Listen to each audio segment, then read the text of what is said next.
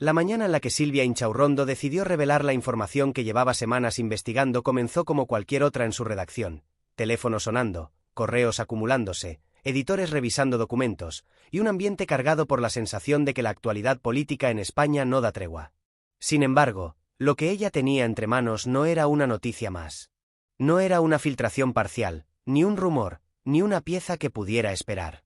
Era, según sus propias palabras, una de las informaciones más graves que había manejado en años. Y lo que iba a contar tenía el potencial de detonar un terremoto político e institucional de proporciones impredecibles. El epicentro de la historia era una reunión. Pero no una reunión pública, ni una reunión procesal, ni un encuentro registrado en la agenda oficial del Tribunal Supremo.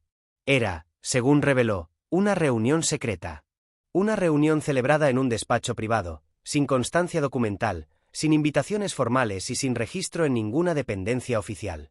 Una reunión a la que asistieron jueces de alto nivel, algunos de ellos con influencia directa en decisiones clave del Supremo. Y una reunión cuyo único propósito era analizar, debatir y preparar una postura común respecto a la situación del fiscal general del Estado. Lo que hacía esta revelación tan grave no era solo la existencia de la reunión, aunque eso ya sería suficiente para encender las alarmas, sino el contenido de la misma.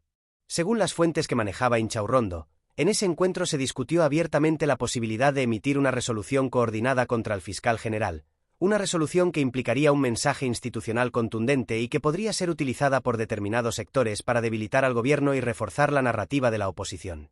La periodista comenzó explicando el origen de la información. No provenía de una fuente única ni de un chivatazo improvisado. Era el resultado de semanas de trabajo, contrastes cruzados y conversaciones mantenidas con personas del entorno judicial que, aunque temían represalias, estaban alarmadas por lo que consideraban una deriva preocupante dentro del Poder Judicial. Era, en palabras de una de esas fuentes, el síntoma más claro de que ciertos jueces ya no actúan desde la independencia, sino desde una agenda política concreta. A medida que Silvia hablaba, las caras de los tertulianos presentes reflejaban una mezcla de asombro y preocupación. No era habitual escuchar descripciones tan específicas sobre las dinámicas internas del Supremo. Y mucho menos cuando implicaban actuaciones organizadas para influir en decisiones institucionales tan sensibles como las que afectan al fiscal general. Ella sabía que cada palabra tenía un peso enorme, por eso eligió sus frases con precisión quirúrgica. No dio nombres completos, pero sí describió cargos, perfiles y responsabilidades. Lo suficiente como para que cualquier persona familiarizada con el mundo judicial pudiera identificar a los protagonistas. Lo que más inquietó a la audiencia fue la explicación del contexto de la reunión. Según las fuentes de Inchaurrondo, esta no había sido una reunión improvisada. Fue organizada con antelación, convocada de forma discreta y con la intención explícita de evitar filtraciones.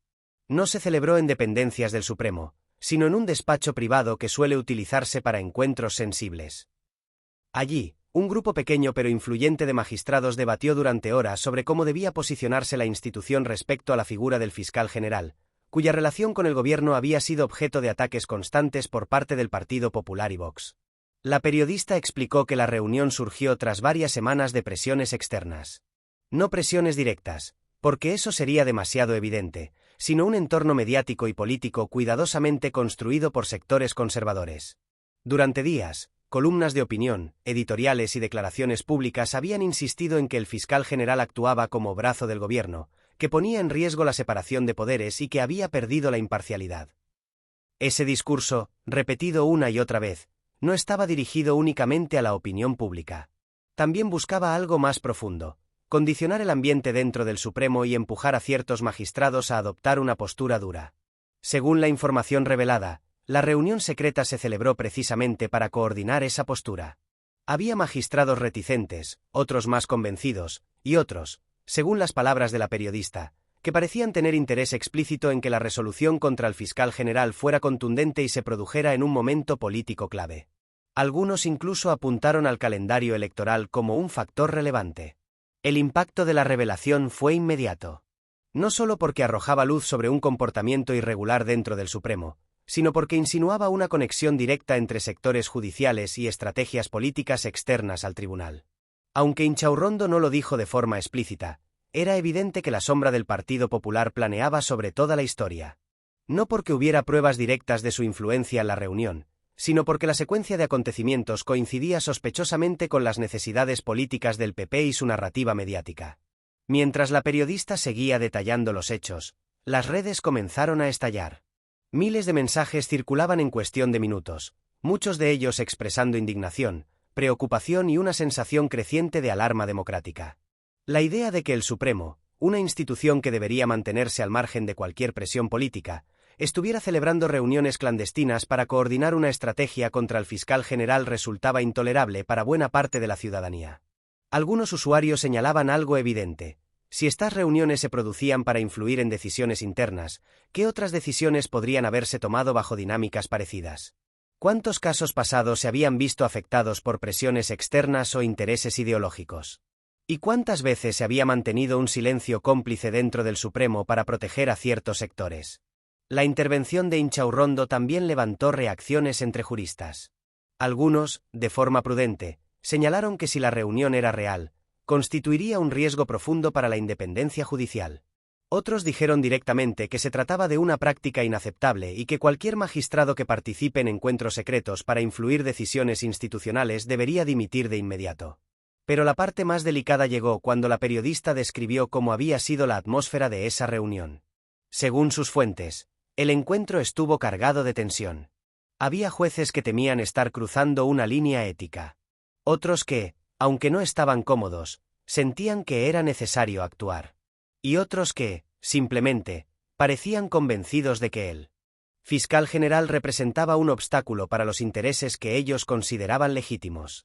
El lenguaje utilizado en la reunión, según la reconstrucción aportada por Silvia, revelaba algo más profundo: una visión del Poder Judicial como herramienta de control político. Una visión donde ciertos magistrados se ven no como guardianes imparciales de la ley, sino como actores que deben intervenir para proteger el orden frente a decisiones políticas que consideran peligrosas. Ese tipo de discurso, lejos de ser técnico o jurídico, es abiertamente ideológico. Lo que más llamó la atención es que algunos de los jueces que participaron en el encuentro habrían expresado su preocupación por la influencia pública del fiscal general, no por sus decisiones jurídicas. Es decir, temían su capacidad para comunicar, defender y justificar el trabajo de la Fiscalía frente al ataque mediático. Eso dejaba claro que la reunión no era técnica, sino política. Mientras hablaba, Inchaurrondo era cuidadosa, pero también firme. Sabía que lo que estaba diciendo tendría consecuencias. Y sabía que aquellos que se sintieran señalados no se quedarían de brazos cruzados. Pero también sabía que había hecho lo que cualquier periodista comprometido con la democracia debe hacer: revelar lo que otros intentan ocultar. A medida que avanzaba la mañana, el impacto se multiplicaba. Lo que estaba contando la periodista no solo ponía en cuestión la integridad del Supremo, sino que abría la puerta a un debate mucho más amplio sobre la relación entre el poder judicial y el poder político en España. Y lo que quedaba claro es que esta historia no acababa allí. Era solo el inicio. Tras la primera oleada informativa, el país entero estaba sumido en un estado de agitación inusual incluso para una España acostumbrada a sobresaltos políticos. La revelación de Silvia Inchaurrondo había caído como un estruendo en las redacciones de todos los medios, en las sedes de los partidos, en los despachos judiciales y en las conversaciones cotidianas de la ciudadanía. No se trataba de un escándalo ordinario, de esos que se consumen rápido y se olvidan aún más rápido. Era una grieta profunda en una institución que, en teoría, debía ser el pilar más firme de la democracia. Mientras la noticia se propagaba, los teléfonos de periodistas, magistrados y políticos no dejaban de sonar. Algunos buscaban confirmar detalles. Otros intentaban frenarlos. Y otros, simplemente, querían entender cómo había sido posible que una reunión tan delicada hubiera sido filtrada con tanto detalle. Pero lo cierto es que la historia revelada por Inchaurrondo tenía una coherencia interna que hacía imposible descartarla como invención. Las piezas encajaban demasiado bien. La secuencia temporal era creíble. Y la trayectoria profesional de la periodista daba un peso incontestable a la información. En las horas siguientes, varios medios comenzaron a publicar artículos ampliando detalles del encuentro secreto. Aunque no podían confirmar todos los elementos, sí coincidían en señalar que en el entorno del Tribunal Supremo había un clima extraño desde hacía días. Algunos hablaban de tensión interna, otros de movimientos inusuales y otros incluso afirmaban que ciertos magistrados habían pedido discreción extrema en sus comunicaciones. Todo apuntaba a que algo estaba ocurriendo de puertas para adentro. A nivel político, el terremoto era igual de intenso. El Partido Popular entró rápidamente en modo de control de daños. Los portavoces salieron a negar cualquier tipo de influencia sobre jueces, insistiendo en que la información era un ataque orquestado por sectores que quieren desprestigiar al Poder Judicial. Pero esas declaraciones sonaron huecas desde el primer momento. No solo porque no respondían al contenido de la revelación, sino porque el propio historial del PP en su relación con el Poder Judicial levantaba más sospechas que certezas. Durante años, el PP había admitido, incluso en declaraciones públicas, haber designado magistrados conservadores para controlar determinados órganos judiciales. Y no fueron pocos los dirigentes, desde ministros hasta presidentes autonómicos, que habían defendido públicamente decisiones judiciales antes de que se hicieran públicas. Ese comportamiento había sembrado una sombra permanente sobre las relaciones entre el partido y ciertos sectores del Poder Judicial. Y ahora, esa sombra se materializaba en forma de escándalo. Mientras tanto, en la redacción donde trabajaba Inchaurrondo, el ambiente era muy distinto. Allí no había pánico, sino determinación. Sabían que habían destapado algo más grande de lo que esperaban, pero también sabían que era demasiado importante como para dar marcha atrás. Las fuentes que habían proporcionado la información insistieron en que era solo la punta del iceberg, que había más reuniones, más comunicaciones, más decisiones que debían conocerse para que el país comprendiera la dimensión real de la crisis institucional. La periodista decidió entonces profundizar en un aspecto clave: el motivo de la reunión. Según su información, el encuentro no fue solo para debatir la postura del Supremo frente al fiscal general, sino para coordinar una estrategia que pudiera tener consecuencias jurídicas, mediáticas y políticas. Algunos de los jueces presentes habrían expresado su preocupación por la dirección que estaba tomando la Fiscalía durante los últimos años, especialmente en casos relacionados con corrupción y con causas sensibles para la derecha. Otros habrían planteado de manera abierta que era necesario dar un golpe de autoridad para frenar lo que consideraban una politización de la Fiscalía. La ironía, por supuesto, era evidente para cualquiera que analizara la situación con un mínimo de perspectiva. Los mismos jueces que se reunían en privado, sin registro oficial, para coordinar una respuesta política contra el fiscal general argumentaban que actuaban en defensa de la despolitización. Era el tipo de contradicción que, si no se tratara de una cuestión tan seria, podría parecer un mal chiste. Los detalles sobre el tono de la reunión fueron especialmente reveladores. Había, según las fuentes, un ambiente cargado de tensión, con intervenciones muy duras por parte de algunos magistrados y un silencio incómodo por parte de otros. Existía la sensación de que se estaba traspasando un límite ético, pero también la convicción de que aquel grupo tenía la autoridad, incluso la obligación, de actuar. Algunos de los presentes justificaban la reunión bajo el argumento de proteger la institución. Otros hablaban de evitar daños irreparables. Y otros, simplemente, parecían motivados por razones personales o ideológicas. Lo más inquietante era que la discusión no se centró únicamente en aspectos jurídicos, sino también en el impacto que tendría una postura coordinada sobre el panorama político. Según lo revelado por Inchaurrondo, varios magistrados mencionaron explícitamente el papel que la sentencia contra el fiscal general podría tener en el clima electoral que se aproximaba. Algunos hablaban de enviar un mensaje de firmeza frente al gobierno. Otros mencionaban la necesidad de recuperar la confianza de sectores sociales que sienten que el Poder Judicial está siendo atacado. Ese tipo de razonamientos, claramente políticos, eran impropios de un encuentro judicial y dejaban entrever que el objetivo real iba mucho más allá del análisis jurídico. Mientras la historia se expandía, comenzaron a surgir dos corrientes de opinión entre la ciudadanía. Una, profundamente preocupada, veía en la revelación una confirmación de que el Poder Judicial estaba siendo capturado por intereses partidistas. Esta corriente denunciaba la gravedad de que altos jueces se reunieran en secreto para influir decisiones que deberían ser imparciales. La otra corriente, más escéptica, intentaba restar importancia a la noticia, sugiriendo que siempre ha habido reuniones y que los jueces hablan entre ellos. Pero incluso estos argumentos se desmoronaban cuando se analizaban los detalles concretos del encuentro revelado. No era una conversación informal, sino una reunión deliberada, oculta y con objetivos específicos. En paralelo, surgieron voces dentro del mundo judicial que, aunque con cautela, comenzaron a reconocer que la situación descrita por Inchaurrondo representaba un problema real. Algunos jueces, siempre bajo anonimato, admitieron que existía desde hace tiempo un clima de politización interna, en el que determinadas salas, camarillas o grupos de afinidad tenían una influencia desproporcionada sobre decisiones clave. Otros mencionaron el envejecimiento del Supremo, su resistencia a la renovación y el bloqueo del Consejo General del Poder Judicial como factores que habían permitido la consolidación de ciertos poderes internos que actuaban sin rendición de cuentas. En una entrevista emitida a media mañana, un magistrado jubilado, conocido por su independencia y su trayectoria impecable, afirmó que la reunión revelada era una consecuencia natural de un sistema que lleva décadas sin reformarse.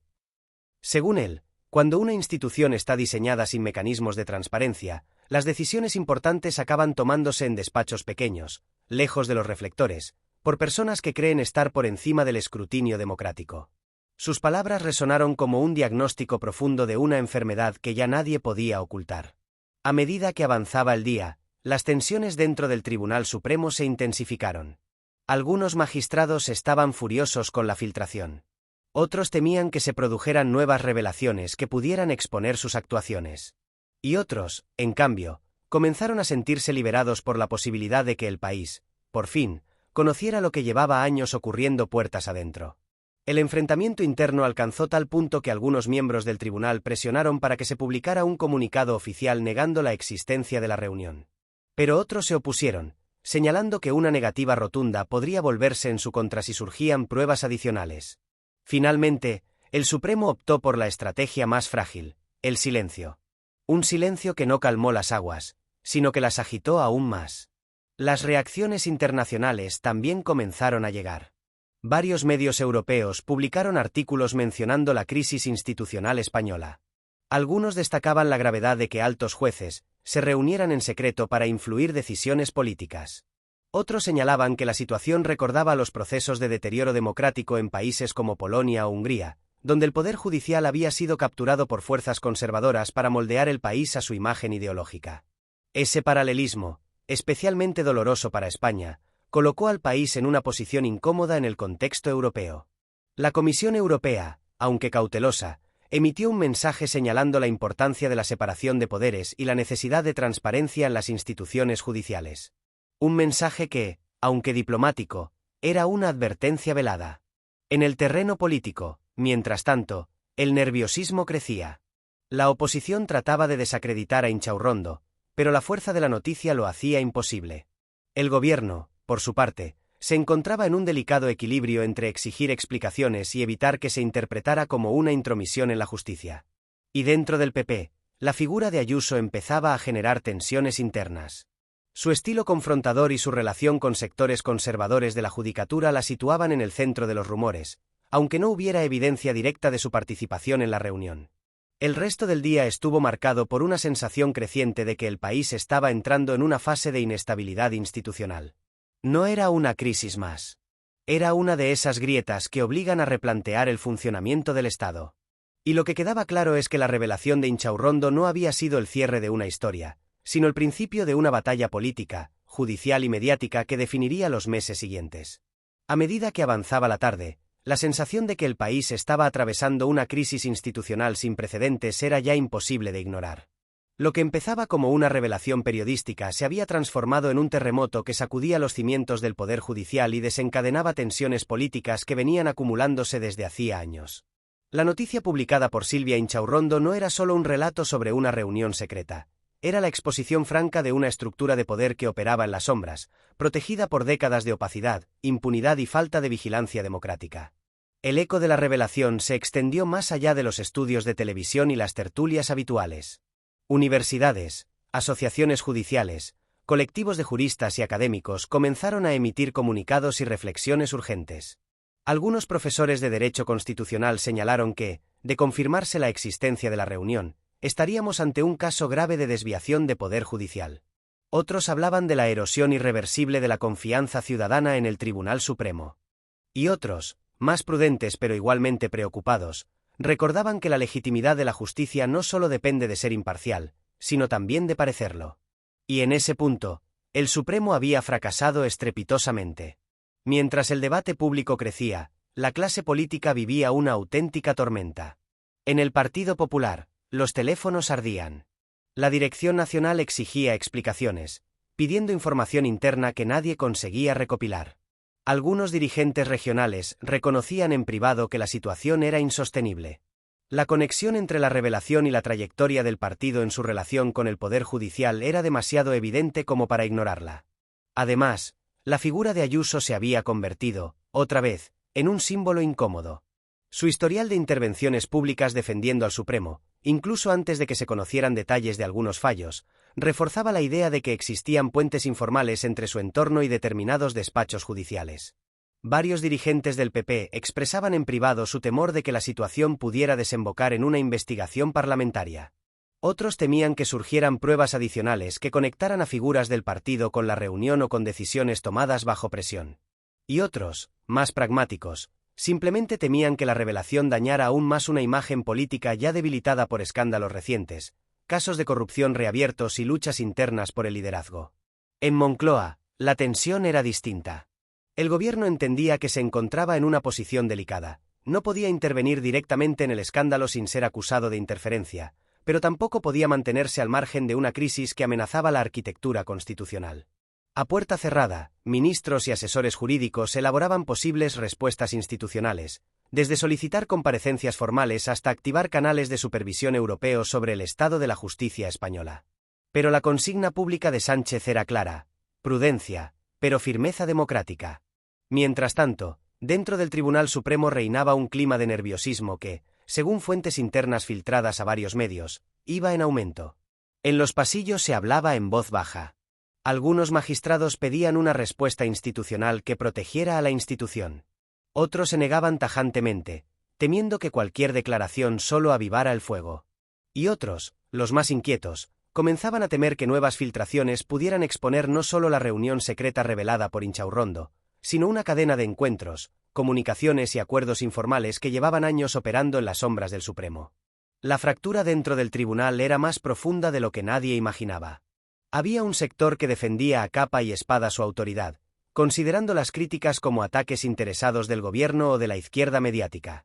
Pero había otro sector, más joven, más abierto y menos ideologizado, que entendía perfectamente que la credibilidad de la justicia se encontraba en riesgo. Este grupo había sido, según las informaciones posteriores, el origen indirecto de las filtraciones a la periodista. No porque quisieran dañar a la institución, sino porque creían que el silencio era peor que la verdad.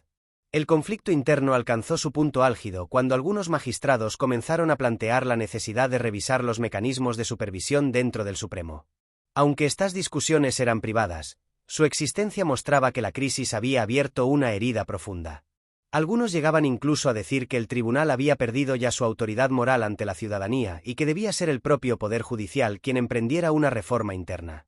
Pero ese tipo de iniciativas chocaba inevitablemente con los sectores más inmovilistas, los mismos que habían impulsado la reunión secreta y que veían cualquier intento de reforma como una amenaza a sus privilegios.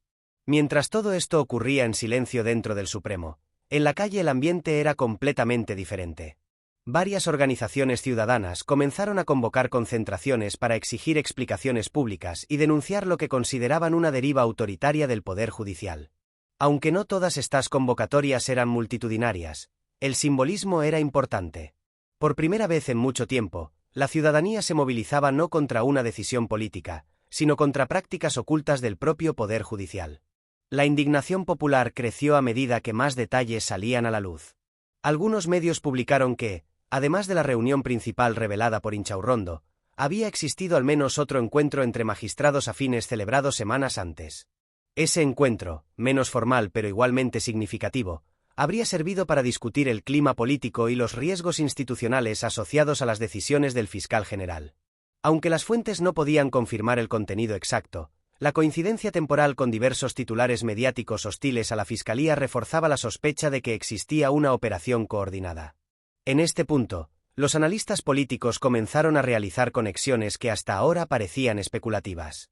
Los ataques mediáticos constantes al fiscal general, la construcción de un relato sobre su supuesta parcialidad, las campañas políticas coordinadas desde el PP, la presión de medios afines y las maniobras judiciales simultáneas empezaban a formar un patrón demasiado evidente. El caso ya no trataba solo de una reunión secreta entre jueces, trataba de un ecosistema entero de poder dispuesto a moldear la justicia para sus propios fines. Algunos periodistas recuperaron hemerotecas donde dirigentes del PP habían hablado abiertamente de controlar el Poder Judicial para garantizar estabilidad institucional. Se recordaron declaraciones en las que se mencionaban magistrados de confianza, jueces de los nuestros y otras expresiones que, aunque siempre se intentaban matizar posteriormente, revelaban una relación demasiado estrecha entre política y justicia. En este contexto, la revelación de Inchaurrondo aparecía no como un episodio aislado, sino como la confirmación de un proceso estructural que llevaba años desarrollándose. Mientras tanto, la presión sobre Ayuso se intensificaba, aunque ella permaneciera en silencio. Cada hora que pasaba sin pronunciarse aumentaba la sensación de que temía quedar asociada directa o indirectamente con el escándalo. Su entorno trataba de controlar la narrativa, filtrando mensajes internos que hablaban de un ataque a las instituciones o una campaña contra el orden constitucional. Pero estas justificaciones no convencían a nadie. La presidenta madrileña se había convertido en la figura más visible de los sectores conservadores que presuntamente influían en el poder judicial, y su silencio no hacía más que reforzar esa percepción. Cuando cayó la noche sobre Madrid, el país ya había asumido que estaba viviendo un momento decisivo. La revelación de Silvia Inchaurrondo no había sido una anécdota ni un gesto aislado de periodismo valiente. Había sido el detonante que destapó un funcionamiento interno del Poder Judicial que llevaba demasiado tiempo oculto. Lo que hasta entonces eran sospechas, intuiciones y rumores adquirió de repente una dimensión real, concreta y alarmante. Dentro del Tribunal Supremo, el ambiente era irrespirable. Algunos magistrados insistían en que el silencio era la mejor estrategia, otros pedían una respuesta urgente, y otros simplemente querían salir corriendo antes de que la siguiente filtración lo señalara de forma directa. La fractura interna ya no podía maquillarse. La crisis no era solo institucional, era también moral. Y la pregunta que resonaba en los pasillos del Supremo era simple pero devastadora. ¿Cómo recuperar la confianza de un país que acaba de descubrir que sus jueces más altos actúan en secreto para influir políticamente? En el Partido Popular, el pánico era evidente. Los responsables de comunicación no encontraban una narrativa que funcionara. El recurso habitual de culpar al gobierno ya no servía. Atacar a la prensa era inútil. Negar la reunión era arriesgado. Y cada hora que pasaba hacía más evidente que la sombra que siempre había planeado sobre la relación entre el PP y ciertos sectores judiciales era más que una sospecha. Era un engranaje del que formaban parte desde hace años. El nombre de Ayuso seguía flotando en el ambiente aunque ella guardara silencio. Y ese silencio, lejos de protegerla, la convertía en símbolo de un sistema que empieza a resquebrajarse. La ciudadanía, por su parte, había despertado. No con rabia ciega, sino con una claridad que pocas veces se ve en política. La gente entendió que la democracia no solo se vulnera cuando un gobierno actúa mal, también se vulnera cuando quienes deben impartir justicia lo hacen desde intereses particulares, ideológicos o partidistas. Y esa comprensión generó algo nuevo, un movimiento que exige luz, transparencia y reformas profundas. La crisis ya no podía ocultarse. Ni con comunicados tibios, ni con editoriales agresivos, ni con discursos huecos sobre la independencia judicial. Lo que había revelado Inchaurrondo había hecho saltar por los aires ese relato. Ahora, el país sabía. Y una vez que una sociedad sabe, ya no hay vuelta atrás. La jornada terminó con una certeza que pocos querían asumir. El sistema judicial español necesita una reforma estructural urgente. Necesita transparencia, renovación y mecanismos de control que impidan que reuniones como la revelada puedan repetirse. Necesita acabar con la cultura de impunidad que permite que unos pocos se crean dueños de instituciones que pertenecen a todos. Silvia Inchaurrondo no solo contó una noticia. Encendió una luz en una habitación que llevaba décadas en penumbra. Y cuando la luz se enciende, quienes vivían en la oscuridad tiemblan. Ese temblor se siente hoy en el Supremo, en el PP, en los medios afines y en cada rincón donde el poder acostumbra a ocultarse. Pero también se siente algo más fuerte, una nueva determinación social para defender la democracia. Y eso, más que cualquier sentencia o maniobra oculta, es lo que finalmente definirá el rumbo del país.